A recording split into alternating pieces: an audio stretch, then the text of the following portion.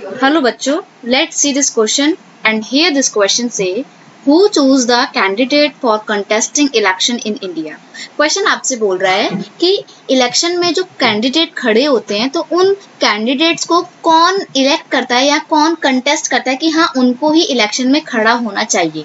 तो यहाँ पर बात हो रही है कंटेस्टेंट की।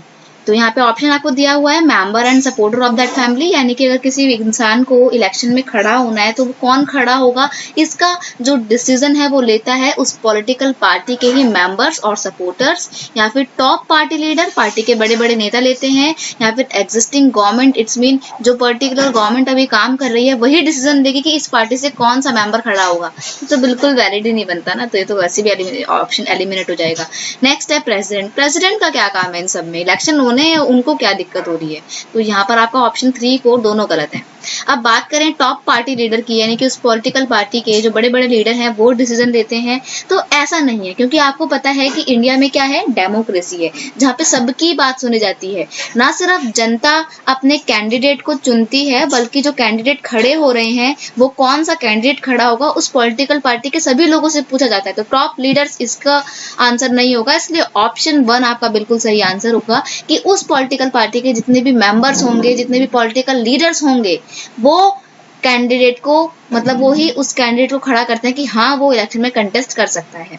तो यहाँ पे हमने देखा कि कैंडिडेट का नॉमिनेशन कैसे होता है। तो क्वेश्चन का की कॉन्सेप्ट क्या है, nomination of candidate for the election. Option first आपका बिल्कुल सही आंसर है।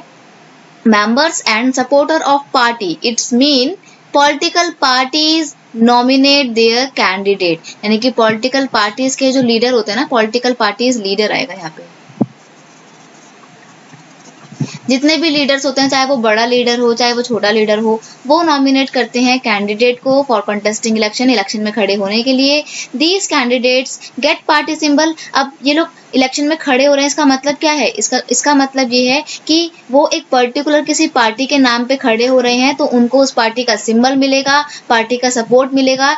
पॉलिटिकल पार्टी या parties nominate often called party ticket. अब देखो, मान लीजिए कि फॉर एग्जाम्पल अभी उत्तर प्रदेश में इलेक्शन हुए थे, ठीक है, बीजेपी वालों ने किसको खड़ा करा, सीएम की पोस्ट पर योगी जी को खड़ा करा, मुख्यमंत्री योगी आदित्यनाथ को खड़ा किया गया है। तो वो जो योगी आदित्यनाथ को खड़ा किया गया है, ऐसा तो नहीं है ना कि वो सिर्फ अपनी मर्जी से खड़े हो गए, नहीं, बल्कि उस बीजेपी पॉलिटिकल पार्टी में जितने भी नेता होंगे सबसे पूछा गया होगा कि किसको सीएम की पोस्ट के लिए खड़ा किया जाए। फिर जब योगी आदित्यनाथ जी का सिलेक्शन हुआ तो उनको क्या बोला गया कि आपको बीजेपी की तरफ से इलेक्शन लड़ना है, आप इलेक्शन लड़ेंगे बीजेपी के नाम पे, हम आपको अपना सिंबल देंगे, यानी कि लोटस का सिंबल देंगे, और बीजेपी पार्टी आपको पूरा सपोर्ट प्रोवाइड करेगी, आपको इलेक्शन में खड़ा किया जाता है।